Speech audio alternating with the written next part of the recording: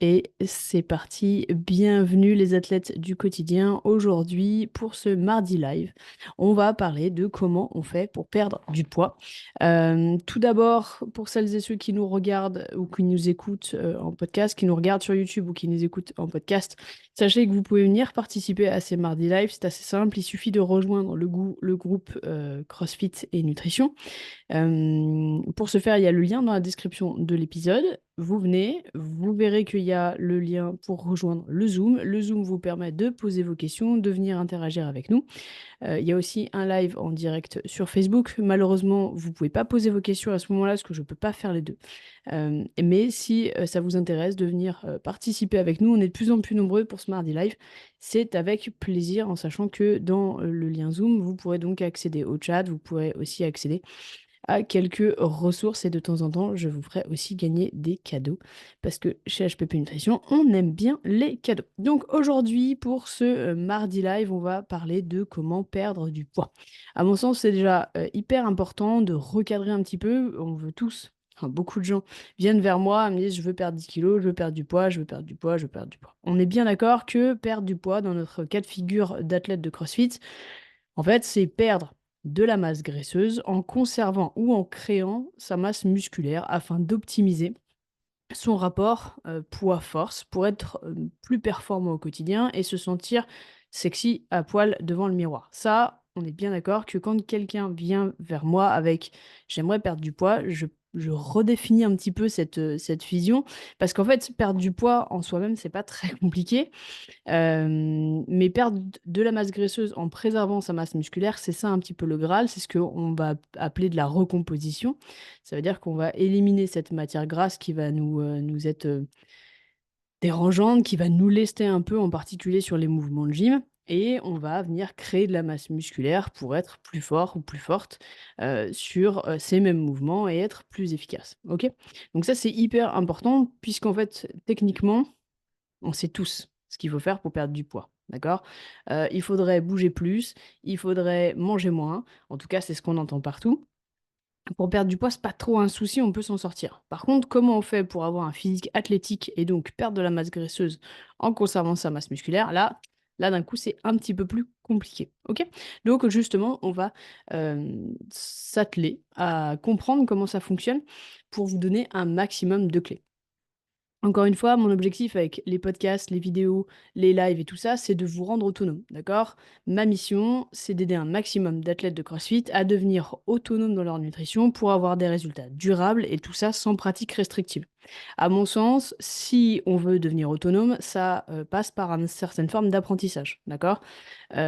L'objectif, c'est pas que vous passiez 2 ans ou 3 ans sur les bancs de l'école pour apprendre la nutrition, mais c'est justement d'arriver à, avec ces épisodes, à travers tout le contenu qu'on peut donner, et ben, justement de pouvoir vous faire une idée de ce que vous pouvez tester et ce qui peut fonctionner pour votre corps. OK? Donc ça, c'est extrêmement important, je voulais vous le rappeler. Alors, donc, on est bien d'accord, perdre du poids, c'est perdre, en fait, dans ce qu'on va appeler là maintenant, c'est de perdre de la masse graisseuse tout en conservant sa masse musculaire. Alors, je vais vous donner, parce qu'il y a, en fait, il y a une équation théorique, vous avez souvent dû entendre, et on en a déjà parlé dans ce podcast et dans cet épisode, que si vous consommez moins que ce que vous brûlez, si vous êtes en déficit calorique et vous allez perdre du poids. J'ai un petit peu modifié cette équation pour vous donner en fait une équation vraiment complète de ce qu'on peut mettre en place. Alors, premièrement, ça va être mouvement, d'accord? Le mouvement fois la nutrition, ok? Sur le temps fois la constance. Je m'explique. Le mouvement, on entend par là tout ce qui va être de la dépense énergétique, d'accord? Ça va être effectivement le crossfit ou l'activité sportive. Mais ça va aussi être toutes les activités non sportives, d'accord? C'est ce que souvent c'est référé par le NEAT. Ça veut dire, la marche, ça veut dire le fait est de se lever, le fait est de marcher, pour aller au travail, le fait est, enfin tout ce qu'on va faire en fait qui n'est pas de l'activité sportive, d'accord? Donc ça, c'est la grande famille du mouvement. Ensuite, multiplié par la nutrition, donc ça veut dire que comment on fait pour arriver à se nourrir en fonction de nos objectifs, donc ça c'est hyper important. La quantité, la qualité, d'accord? Dans la nutrition, il y a ces 2 composants extrêmement importants, quantité et qualité. Donc là, on est sur mouvement fois nutrition. Sur temps, le temps, ça va être, un axe temporel suffisant, d'accord? Ça sert à rien de se précipiter. Si on veut perdre du poids durablement, il va falloir être patient ou patiente, il va falloir faire les choses correctement, de manière progressive, pour que justement les résultats puissent durer. Ça veut dire prendre des nouvelles habitudes. Et les nouvelles habitudes, bah, c'est pas toujours facile à prendre et ça reste pas forcément du premier coup. Donc ça veut dire qu'il faut se laisser le temps de pouvoir créer de nouveaux mécanismes et multiplié par la constance, puisqu'en fait, si, on s'y tient pendant 3 mois, puis après on lâche l'affaire et qu'on s'y remet pendant 3 mois et qu'on relâche l'affaire et ainsi de suite, on manque de constance et en fait, on va avoir le phénomène un peu de yo-yo et en fait, on va pas avoir les résultats que l'on souhaite sur le long terme. OK? Est-ce que tout ça, c'est clair pour celles et ceux qui sont dans le chat? Donc on est sur mouvement fois nutrition, sur temps fois constance. OK? Donc ça, c'est l'équation théorique. Si on vient travailler sur son mouvement, si on vient, faire attention à sa nutrition, si on vient être patient, être conscient, techniquement, on perd du poids ou en tout cas, on perd de la masse graisseuse et en construisant ou en conservant sa masse musculaire. Jusqu'à là, techniquement, c'est la théorie. Ça, c'est bien beau, mais on est bien d'accord que on n'a pas des vies qui, sont, complètement aseptisées. On n'a pas, en fait, on a forcément des facteurs, hein, externes qui viennent, jouer et qui viennent, en fait, perturber cette équation théorique. Donc dans les facteurs extérieurs, on peut en nommer quelques-uns. On va pouvoir nommer, le niveau de stress, on va pouvoir nommer, son rythme, le métabolisme, ses expériences passées, son état mental, sa situation personnelle. Dans état mental, j'entends plutôt la stabilité émotionnelle. J'ai déjà, eu des personnes qui m'ont contactée et en creusant un peu, on s'est aperçu que c'était pas forcément le moment à l'instant T, puisqu'il y avait d'autres choses à régler que la nutrition, d'accord? Donc la nutrition ne pouvait pas passer en priorité puisqu'en fait, la confiance en soi et puis tout l'état mental n'était pas présent pour arriver justement à commencer dans une bonne dynamique et c'est OK. On a aussi le droit de régler les choses un à un et pas de se jeter, corps et âme avec tout ce qu'il faut qu'on règle, d'accord? Il y a des périodes de vie, il y a aussi des moments où en fait on va être, je sais pas moi, blessé, avoir un décès dans sa famille, je vous le souhaite pas, mais où en fait on n'a pas l'état mental, on n'est pas dans la situation mentale de pouvoir être disposé à faire attention à sa nutrition, d'accord? Et ça, c'est OK, ça arrive. C'est des saisons qui vont passer et une fois qu'on se sentira mieux et on se sentira plus stable émotionnellement et on pourra prendre en main sa nutrition. Donc ça, c'était important. La situation personnelle aussi, effectivement, il y a des gens que j'ai eus en coaching et qui, malheureusement, se sont séparés de leur conjoint ou qui ont eu des soucis, sur le côté personnel. Bah, forcément, la nutrition n'est plus du tout une priorité. On est en train de se séparer de la personne, avec qui on a vécu pendant 10 ans. La nutrition, ça passe pas au plan 1, d'accord? Et c'est normal, d'accord? Donc il y a des facteurs externes qui vont venir un peu, nous agresser dans cette équation théorique où si on avait tout, qui était bien parfait, et ben, ça serait bien plus facile, mais il y a ces facteurs externes qui fait, bah, on ne sait pas trop par où commencer, d'accord? L'équation théorique, c'est bien, mais en fait, on pense tous qu'on est hyper, différents. Alors, sur une certaine mesure, oui, on est tous différents, puisqu'on a tous des facteurs externes différents, mais l'équation théorique reste valable pour absolument tout le monde, d'accord? Mais il faut absolument prendre en compte ces facteurs externes pour arriver à créer une ligne de conduite, un plan, qui est hyper adapté par personne. C'est-à-dire que moi, quand j'entends qu'il y a des gens qui donnent des plans alimentaires quasiment tout fait, juste calculé avec des macronutriments, ça m'arrache. Je vous le dis honnêtement, ça m'arrache parce que comment on peut s'arrêter à l'équation théorique en sachant qu'il y a tous les facteurs externes, autour qui rendent cette équation théorique est bien plus difficile, qu'elle n'y paraît. Moi, là-dessus, c'est quelque chose je comprends pas. Je comprends pas qu'on puisse faire ça et pour moi, c'est pas un accompagnement. Puisqu'en fait, l'équation théorique, donner à quelqu'un ses macros, ça, c'est très facile. Ça se trouve sur internet, il y a pas besoin d'avoir, de payer un suivi pour ça. Non, il faut par contre arriver à parler des facteurs externes et c'est ce qu'on essaye, enfin, c'est ce qu'on fait chez HPP Nutrition, c'est qu'en fait, on prend la personne dans sa globalité, d'accord? On va prendre cette personne avec ses troubles du sommeil, on va prendre cette personne avec, son stress, sa vie professionnelle, sa vie personnelle, sa situation, son état émotionnel du moment, sa connaissance aussi, de la nutrition, pour arriver à créer quelque chose qui va lui permettre de mettre cette équation théorique en application malgré tous les facteurs externes qui sont là. Hem, Ismaël nous dit dans le chat, ok, mais ça reste des contributeurs du second ordre, non? Alors, moi, j'ai besoin de plus de contexte. Qu'est-ce que tu entends par des contributeurs du second ordre? Oui, on est bien d'accord que si tu arrives à n'avoir aucun facteur externe, si ton équation théorique, enfin, elle va fonctionner, on est bien d'accord, mais il faudra que tu vives dans une bulle pour ça. On est bien d'accord. Ça veut dire que, je te prends un exemple très concret.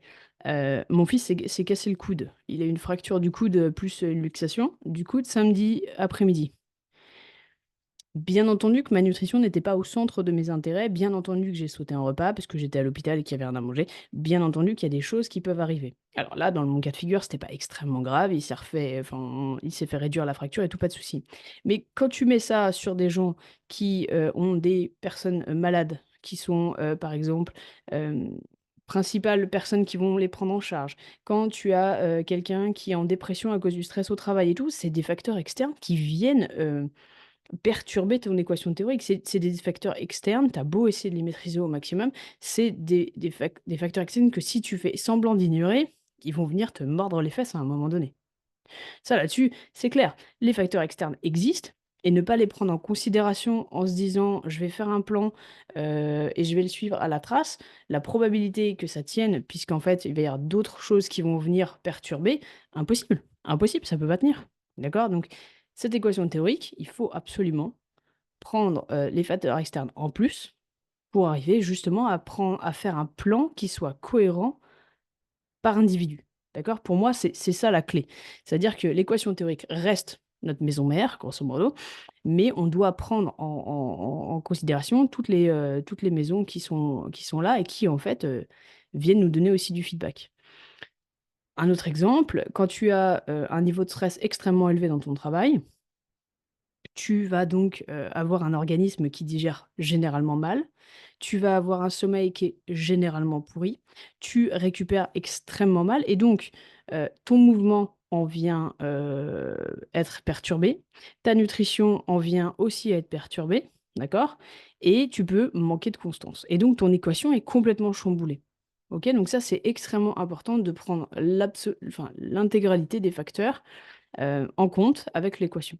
On peut pas juste se balayer d'un revers de main en se disant: «Bah, il y a juste l'équation, il suffit de bouger plus, de manger bien, d'être patient et d'être constant et hop».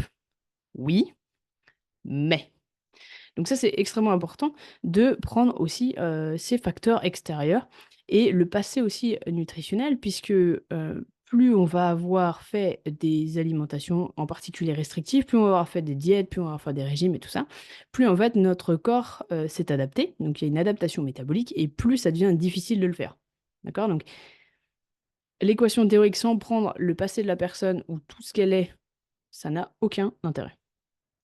Donc ça, c'était important, de vous le dire pour pouvoir avancer un peu sereinement sur cette chose. Donc si vous voulez perdre du poids, l'équation théorique, c'est une chose, c'est la première, mais il va falloir aussi prendre en compte les facteurs externes pour arriver à créer un plan qui soit cohérent avec vos objectifs, cohérent avec votre vie, cohérent avec votre stress, cohérent avec tout ce qui fait de vous une personne unique. C'est pour ça que je ne crois pas au plan fait pour tout le monde. OK, encore une fois, il y a c'est un peu comme un GPS. En fait, vous donnez une destination, OK, je veux perdre du poids, donc je veux perdre de la masse graisseuse, mais en fait, il y a plein d'itinéraires possibles. Je sais pas si vous avez déjà mis, Waze ou votre GPS. Vous voyez bien qu'en gros, pour arriver au point de destination final que vous voulez, il y a, 50 chemins différents. D'accord? Bah, là, c'est un peu le même principe.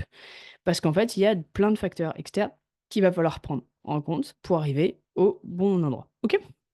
J'espère que jusqu'à là, je suis claire. Donc, un plan unique n'existe pas. Il faut un plan un plan pour tout le monde n'existe pas. Il faut un plan unique qui prend tous les facteurs externes en compte. C'est extrêmement important. Ok. Donc, je vais vous donner les clés pour arriver à faire ça le plus sereinement possible. Alors, déjà, il y a quelque chose que j'aimerais qu'on aborde tout de suite. Le bouger plus, manger moins, c'est vraiment une énorme connerie, en particulier chez nous, les crossfitters, et puisque si on mange moins, on finit par plus avoir d'énergie et on finit par plus bouger. D'accord? Donc, le problème de s'affamer, hein, le problème de manger vraiment moins, c'est qu'en fait, au bout d'un moment, notre corps n'a plus l'énergie qui nous permet de pouvoir performer. Et donc, dans ces cas-là, ben, sur le long terme, on va bouger moins, et puis on va encore manger moins, puis on va encore bouger moins, et ainsi de suite. Et c'est un cercle vicieux qu'on essaye de briser. Donc, on aime faire les choses un peu différemment, on veut bouger plus pour pouvoir manger plus. Déjà, cette dynamique, elle est chouette parce que bouger plus pour manger plus, ça sous-entend qu'on n'est pas dans une dynamique de restriction drastique, mais plutôt dans une dynamique où en fait on cherche à maximiser notre énergie pour pouvoir bouger plus. D'accord?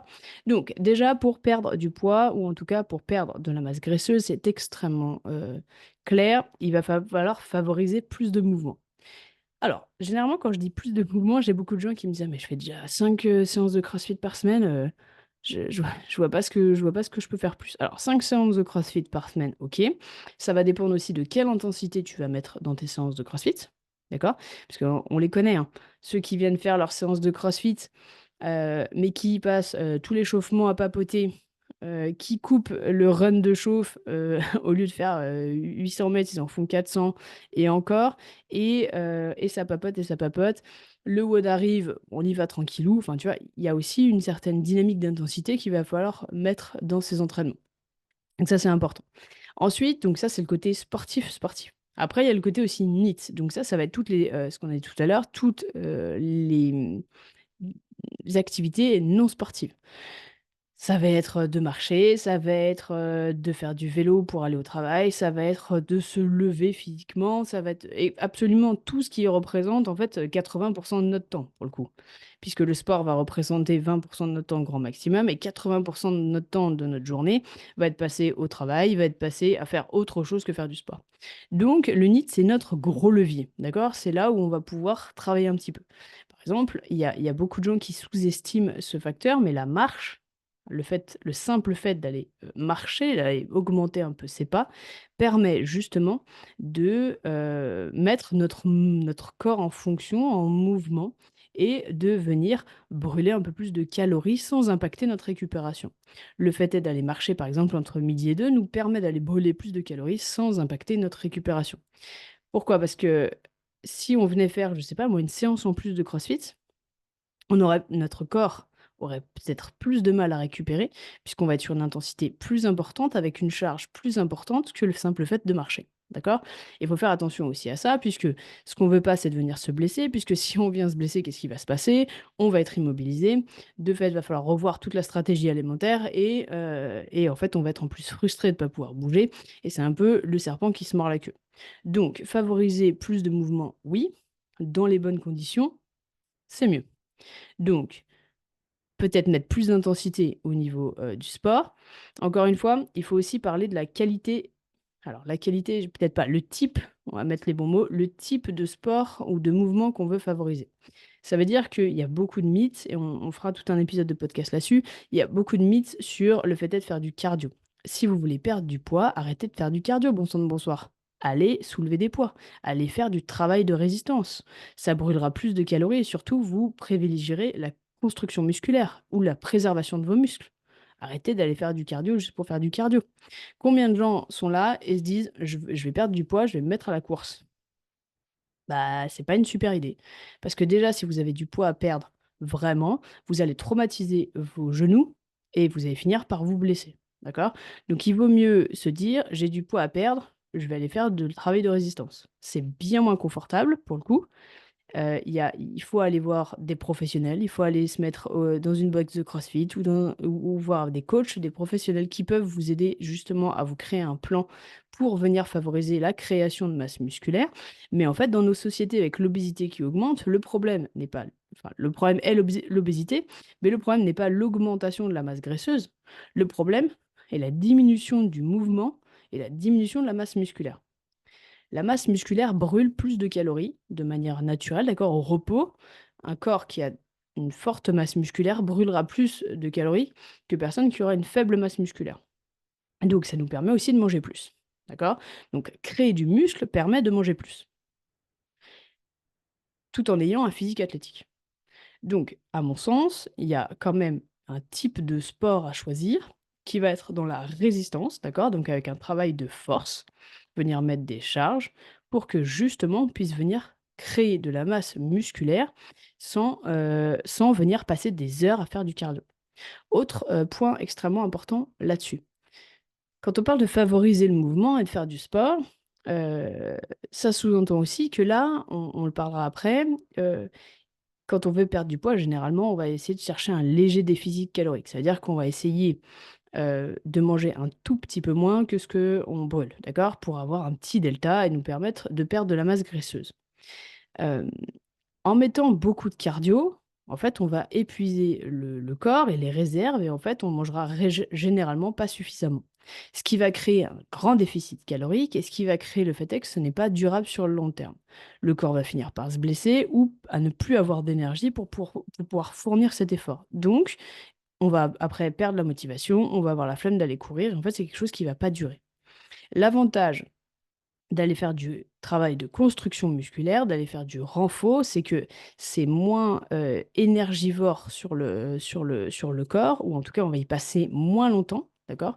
Au lieu de faire, 3 heures de cardio par jour, on va faire une séance de crossfit ou de renforcement musculaire ou il y a certaines box qui appellent ça le functional bodybuilding et ça me va très bien plutôt qu'aller faire ces 3 heures de course, d'accord?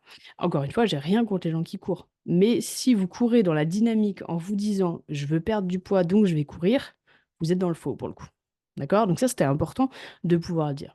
Donc favoriser le mouvement et le NEAT en particulier parce qu'il va représenter 80 de votre temps, en particulier la marche puisqu'elle va être non traumatisante et qu'on peut aller marcher tranquillement, pendant sa pause de midi plutôt que de rester assis devant son ordinateur et faire du sport, mais en particulier sur de la résistance pour venir créer de la masse musculaire, pour pouvoir avoir un physique athlétique, préserver sa masse musculaire et perdre de la masse graisseuse. OK, jusqu'à là, j'ai gardé tout le monde? Ou vous êtes tous endormis? Je je crois que tout le monde dort. Tout le monde est en train de digérer, en fait. Il est 13h25, tout le monde digère. Non, ça va. J'ai des pouces qui se lèvent. OK, top. Ensuite, autre facteur, hyper important donc, pour perdre du poids ou en tout cas de la masse graisseuse, ça va être de manger suffisamment et en particulier manger suffisamment de protéines. Oui, on veut un léger déficit calorique. Perdre du poids et perdre de la masse graisseuse, on veut un léger déficit calorique. Le mot-clé, il est dans léger. Parce que si on mange pas suffisamment, qu'on est sur un, déficit drastique, c'est-à-dire qu'il va pas être tenable sur le long terme, qu'en plus le métabolisme va ralentir, et ben, on va en fait, juste, se mettre des bâtons dans les roues. On va avoir faim, on va être frustré, on va finir par, craquer complètement, on va se sentir coupable, on va être dans la restriction à nouveau et ainsi de suite et ainsi de suite et en plus, on n'aura plus assez d'énergie pour produire du mouvement. Donc en fait, il faut manger suffisamment.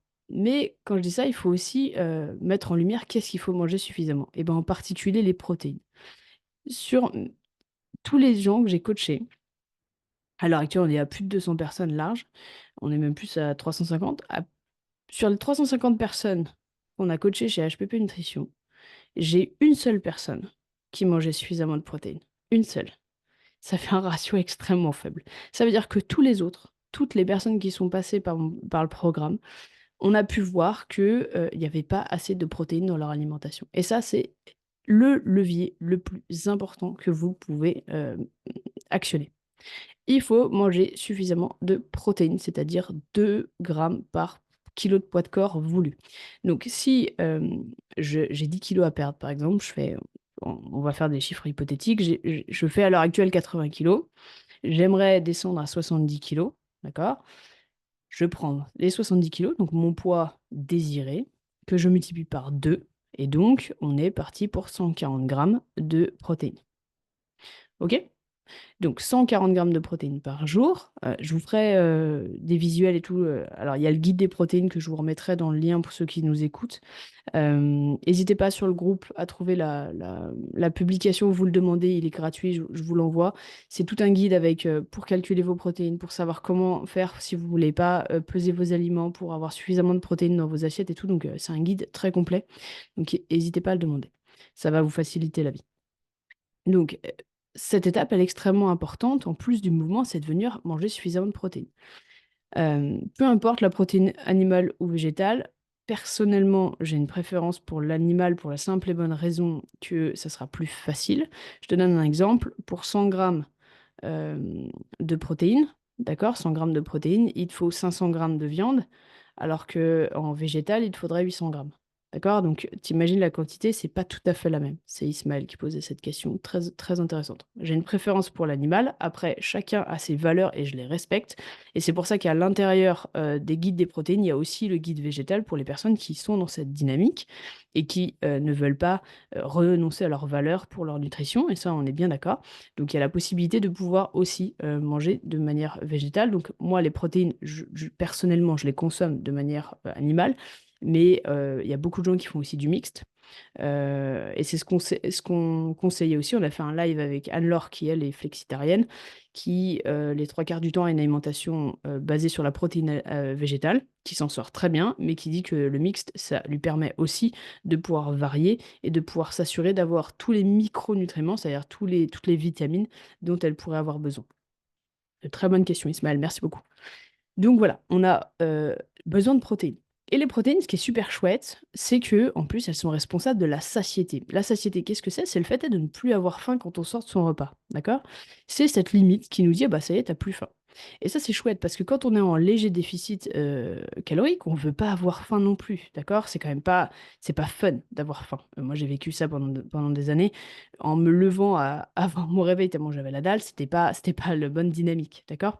Donc, ce qu'on veut, c'est avoir suffisamment de protéines dans son alimentation, un, pour créer de la masse musculaire et donc un physique athlétique. Deux, préserver cette masse musculaire, d'accord? Parce qu'on s'est fait chier à l'avoir, donc, et on se fait suffisamment chier à faire du renfo, à faire du crossfit et tout ça pour ne pas sacrifier sa masse musculaire. Et en plus de ça, ça va nous permettre de ne pas avoir faim au quotidien et de pouvoir se sentir bien dans son alimentation.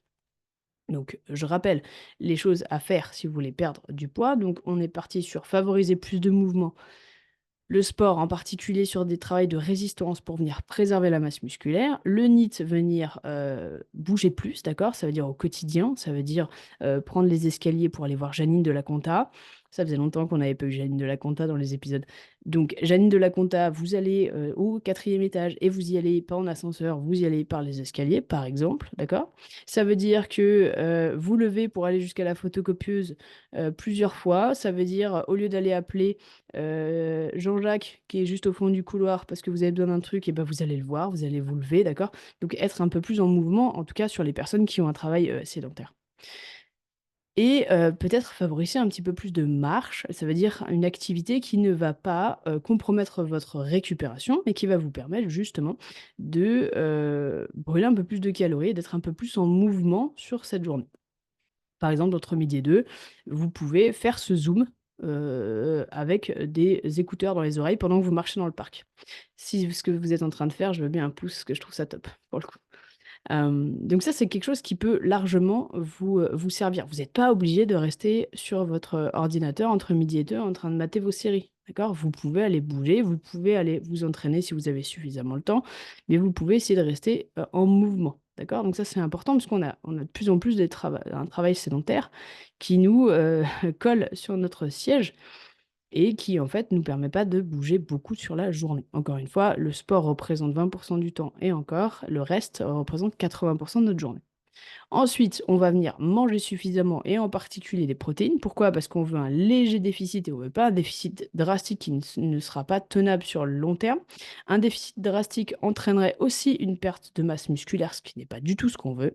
On veut perdre du gras, garder ou construire de la masse musculaire pour avoir un physique athlétique. On est bien d'accord. On veut être fort en gym et, et pas se sentir hyper faible sur ses barres ou sous ses barres, d'accord? Soit gym, soit haltéro.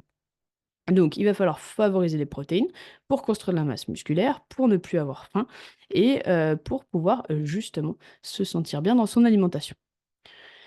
Ensuite, autre facteur, mais très très très négligé, je crois que c'est celui on voit le plus négligé après les protéines, pour le coup, parce qu'on pense souvent à bouger plus. Ça, c'est quelque chose que les gens ont en tête, il faut que je bouge plus, il faut que j'aille courir, machin et tout, mais ça, on a déjà parlé. Manger plus de protéines, on sent que ça commence, mais c'est pas encore un réflexe.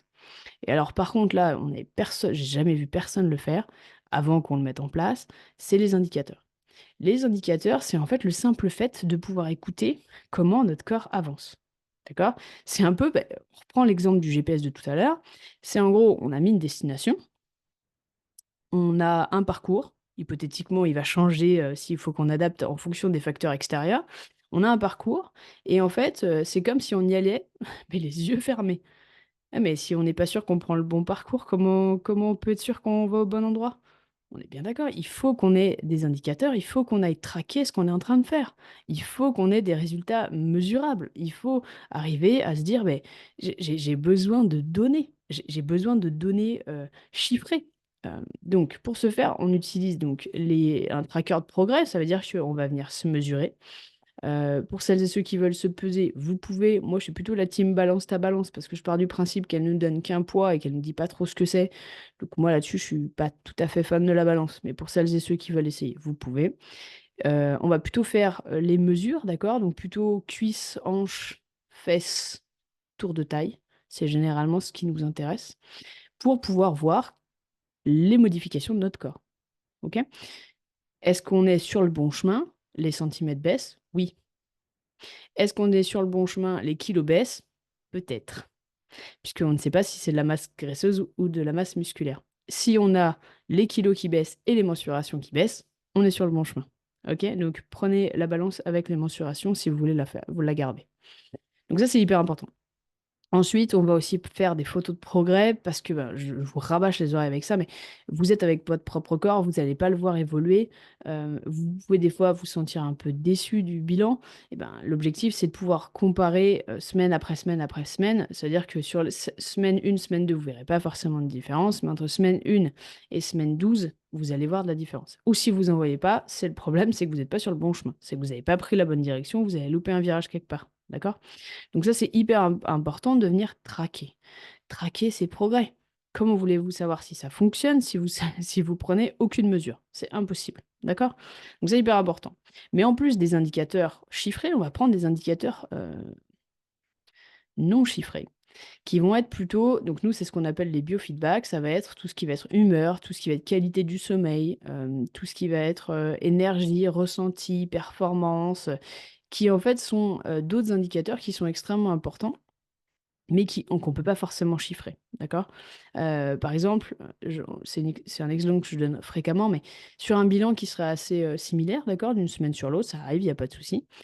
Euh, Si en fait on a donc le bilan était exactement le même à 1 centimètre de moins sur les fesses, par exemple, et ben on va regarder d'autres indicateurs. Oui, j'avais la maxi patate, je me suis senti vachement mieux. J'ai fait un PR en snatch. Euh, oh, trop chouette, je suis même allée au travail en vélo parce que j'avais vraiment la patate. Je me sens d'une super humeur et ainsi de suite. Ça, c'est des trucs qui sont super chouettes. Par exemple, j'ai mieux dormi. Bah ouais, c'est super chouette. Parlez aux gens qui dorment. Enfin, je sais pas si c'est votre cas, mais pour les personnes qui dorment extrêmement mal, si demain je vous vends une nuit où vous dormez extrêmement bien, vous êtes prêt à payer cher. Ok? Donc ça, c'est extrêmement important. Les indicateurs, les biofeedbacks, qui vont être en fait tout ce que notre corps va nous donner comme autre indication qui ne soit pas des indications chiffrées. Autre indicateur que j'aimerais qu'on garde, et je vous prépare un joli petit visuel qui sortira sur les réseaux dans pas longtemps, c'est les 3 F. Les 3 F, qu'est-ce que c'est? C'est la faim, la fatigue et les fringales. La faim sous-entend que si vous avez faim au quotidien, ça sous-entend que vous n'avez pas assez de protéines dans votre alimentation. Si vous êtes fatigué au quotidien, ça sous-entend, outre la fatigue normale de la vie ou du manque de sommeil, euh, en termes d'alimentation, ça sous-entend que vous n'avez pas assez de glucides, c'est-à-dire pas assez de féculents, ou pas assez de légumes, ou pas assez de fruits, ou pas assez des trois. Ok? Si vous avez des fringales, les fringales, c'est cette envie irrépressible de défoncer le placard, et une fois qu'on est dans le placard, on creuse plus loin encore. Et bien ça sous-entend que la quantité journalière n'est pas suffisante. Ok? Tout ça, je vous remettrai de toute manière un petit visuel sur, je pense qu'il va sortir sur Facebook et sur Instagram. Un petit visuel, je vais essayer de créer des visuels que vous pouvez garder sur vos téléphones et ça vous permet d'avoir un reminder, un peu quelque chose, un rappel. J'ai fait une Jean-Claude Van Damme. Un rappel pour vous permettre de vous dire, OK, là, j'ai faim tout le temps. Clairement, j'ai pas assez de protéines dans mon alimentation. Qu'est-ce que Marie elle avait dit sur la quantité de protéines? On est sur 2 grammes par kilo de poids de corps souhaité. OK, je vais regarder si je peux faire les choses correctement. OK? Donc ça, c'est hyper important. Donc on récapitule, si vous voulez perdre du gras et conserver votre masse musculaire, il n'y a pas 75 milliards d'options. Il y a favoriser le mouvement, en particulier le travail de résistance et tout ce qui va être non sportif, la marche, le NEAT et tout ça. 2, il va falloir manger suffisamment de protéines pour préserver ou construire de la masse musculaire pendant cette période. Et 3, il va falloir traquer tout ça. Oui, et c'est ce qu'on disait tout à l'heure, mais il y a des facteurs externes qui arrivent et c'est OK. D'accord? Tout ne sera jamais parfait. C'est parfait chez personne. D'accord? Il y a des jours où ça sera compliqué. L'objectif, c'est d'essayer de s'améliorer au maximum et d'essayer de comprendre comment notre corps fonctionne, essayer de prévoir des fois en amont, essayer d'arriver à faire les choses pour qu'on puisse durer sur le long terme. C'était un épisode un peu long pour le coup. Est-ce que vous avez des questions? On est un peu plus long que d'habitude.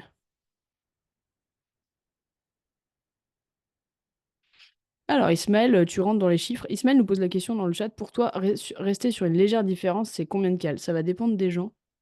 Ça va vraiment dépendre des gens. Et généralement,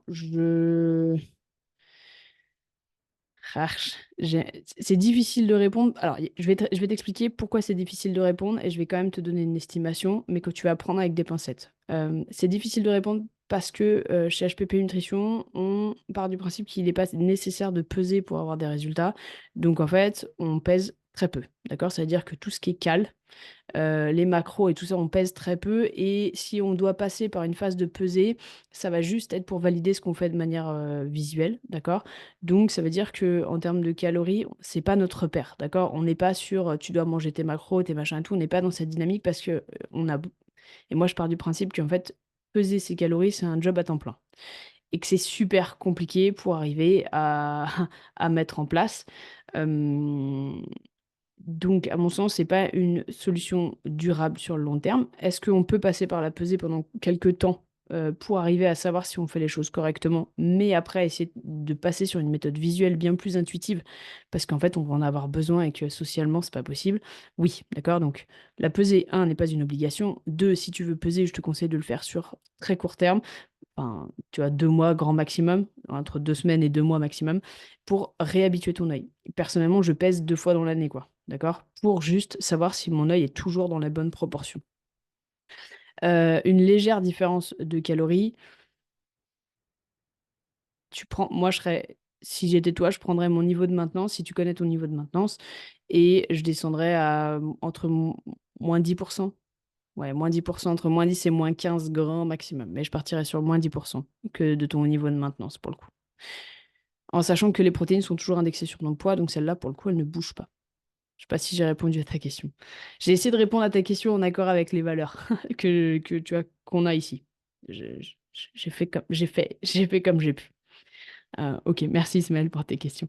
Est-ce que quelqu'un a d'autres questions? Vous pouvez poser n'importe quelle question pour le coup. L'objectif de ces Zooms et de ces mardis live, c'est que justement vous ayez un endroit où vous puissiez vous exprimer. Et en sachant que si vous posez une question, alors des fois il y a des gens qui me disent: Ah, j'ai pas osé la poser. En fait, allez-y parce que si vous posez la question, il y a au moins 10 personnes qui se posent la question aussi, soit qui peuvent pas être présentes sur le mardi, sur le créneau qu'on a là, soit qui ne veulent pas la poser parce qu'ils sont timides et tout ça. Donc n'hésitez pas à poser vos questions. Je veux dire, il n'y a aucune question stupide et il y a beaucoup de questions qui, quand vous les posez, aident ceux qui nous écoutent ou ceux qui nous regardent. Donc n'hésitez jamais à poser vos questions.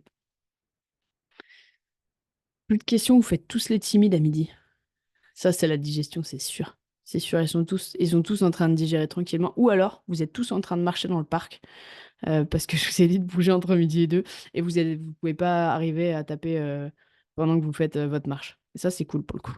On va partir de ce principe. On n'a qu'à se dire ça. Ok, super cool.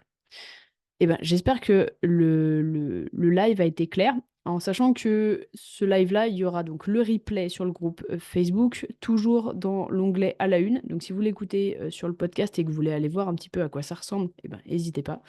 Euh, et si vous voulez, il y a aussi des récaps visuels que je mets aussi en libre service. Enfin, c'est les personnes qui le veulent, lèvent juste la main sur le post concerné, qui vous permet d'avoir ce qu'on appelle des infographies. Ça va être quelque chose de très visuel qui vous permet de garder une trace un petit peu écrite de ce qu'on s'est dit là. Euh, alors, Nathalie nous envoie le souci du moment.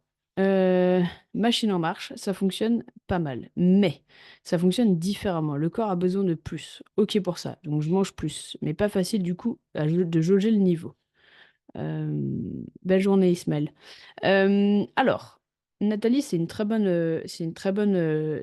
analyse en sachant que, alors moi j'ai un peu plus de contexte que ceux qui nous écoutent.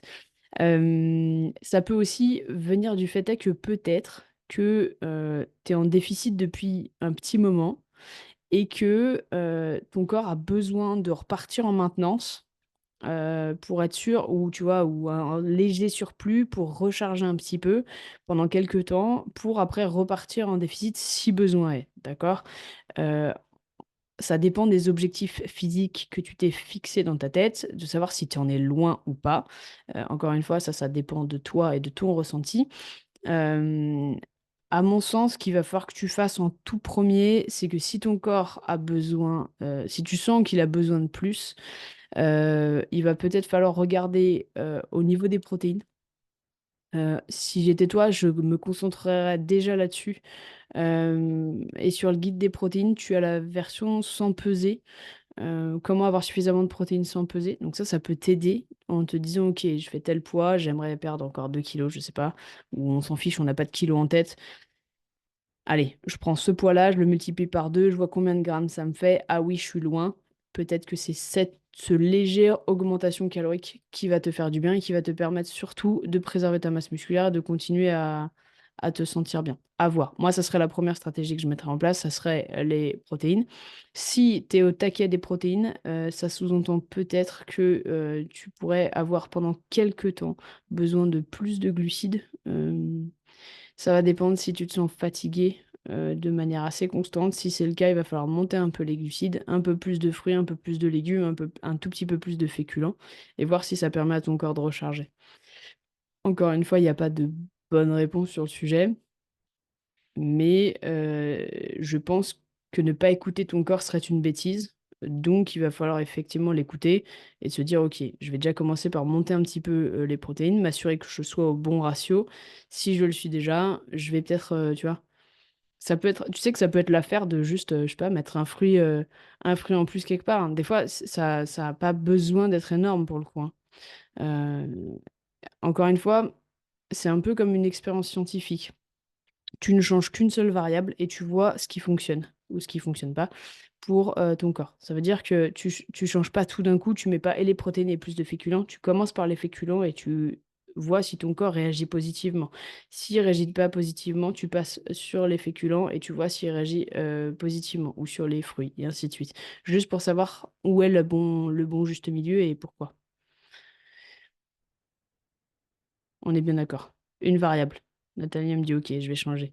Une variable, d'accord? Une seule. Parce qu'en fait, sinon, tu vas faire trois variables, mais tu ne sauras pas laquelle a fonctionné. Peut-être que c'est un mix des trois, peut-être pas. Et de fait, tu sais pas. Donc, le jour où tu veux la reproduire, bah, tu sais toujours pas. Donc, vraiment, on est sur l'expérience scientifique. Regarde les protéines en premier. Si ça, tu sens que ça fait pas de grande différence, ou que tu es déjà au taquet des protéines, pas sur les glucides. Et dans ces cas-là, ça peut être manger un petit peu plus de fruits. Ça peut être. En sachant qu'il y a un truc dont on n'a pas forcément parlé, c'est l'arrivée des beaux jours. Alors, beau jour, c'est un grand mot, hein. Je sais pas chez vous, aujourd'hui, on attaque notre 30e jour de pluie.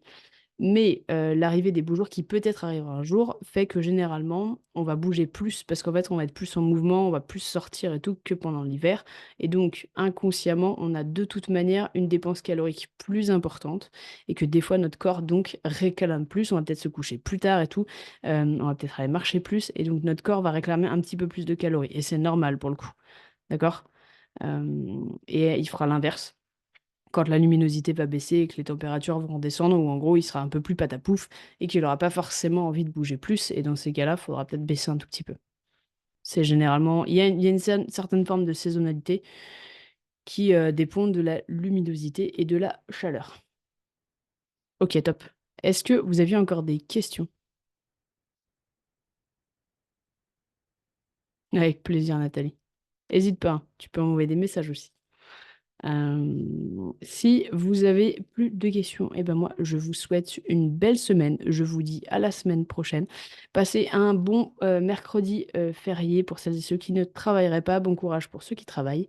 Demain, c'est le 1er mai et je vous dis à ciao et belle semaine. Ciao, ciao.